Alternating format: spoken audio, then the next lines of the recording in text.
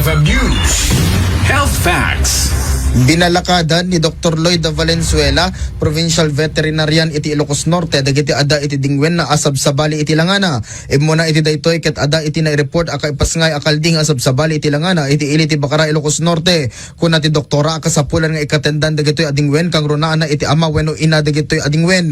Imbatad na ati pakaalaan na dagitoy akaso ket iti inbreed ano sa dino aket pagasawaen da iti ama adingwen ken anak adingwen wenno dagiti asideg kadardarada. Segon ken kuana asaan lang ang genetics iti pakalaan na dagitoy no diket di ada dagiti kanito ati ina adingwen ket maidingkal na iti sikog na isong agsabali iti langa iti anak na. Dagiti matadda ti taraken na nga kastoy, I suggest lukas ding adda makikita tayo nga abnormal kadagiti taraken tayo nga irurwar dagiti yan anak dagiti taraken tayo, it is best nga ikaten tayo dagiti nga breeder ita nga lugaren.